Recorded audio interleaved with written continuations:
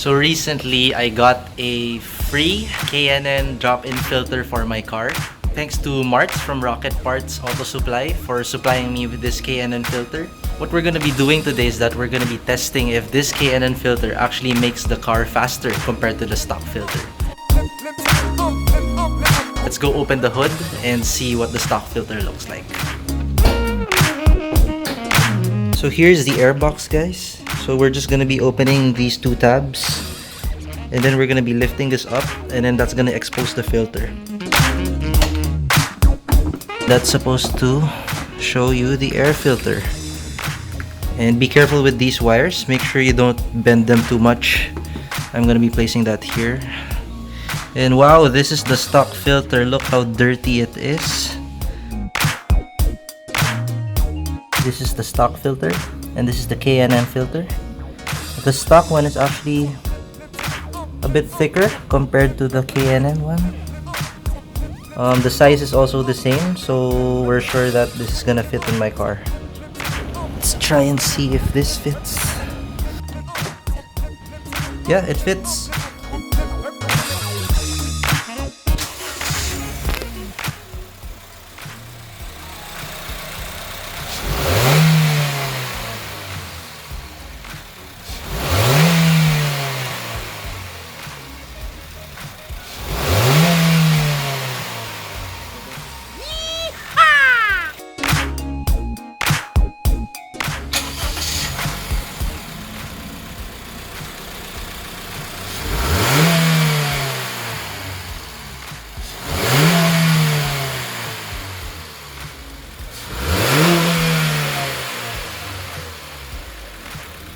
So thoughts about the sound test? Well, the stock and the K&N filter sound the same, so I'm not really sure if we're gonna be faster.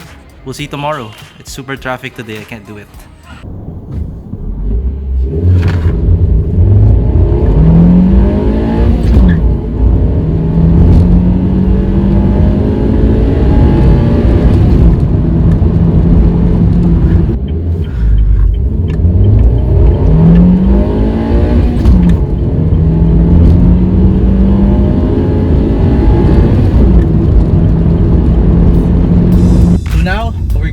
Changing the air filter to the K&N air filter and see if there's a difference.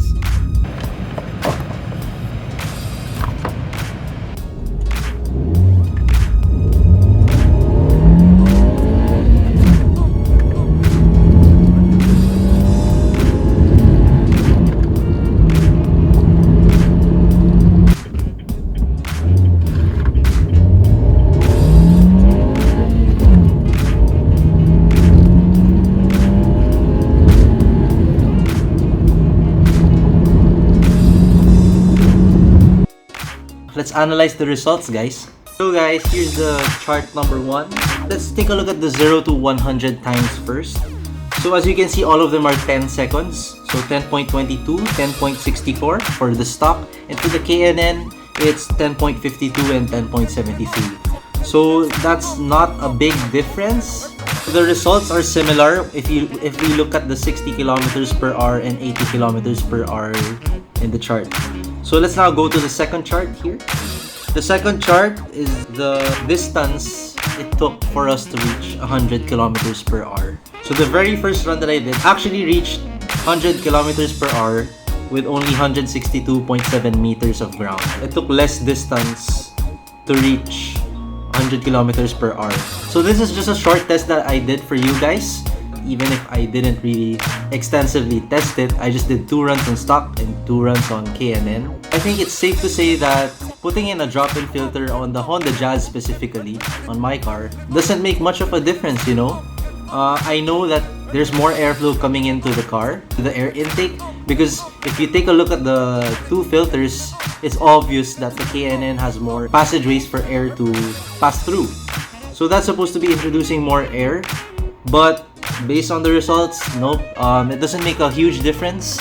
I think the only way for this K&N drop-in filter to work is that if you install it and pair it with an ECU tune. I think that's the only way you'll be able to maximize the newfound airflow passing through compared to the stock one. So does the K&N filter really make a big difference? The answer is no. Well, for my case, it's no. I think other cars who've tried K&N would say that they can actually feel the difference, especially when they rev the car, it revs happier and all. We've heard all of that. But for my car specifically, no, it's a no for me. So I hope you enjoyed this video, guys. It's been a busy week for me and I really haven't had the time to vlog that much. So I'm just sneaking this in. And if you like what you've watched, please like this video, share this video to your friends, and subscribe to the channel for more future content. Thanks for watching, guys. I'll see you next time.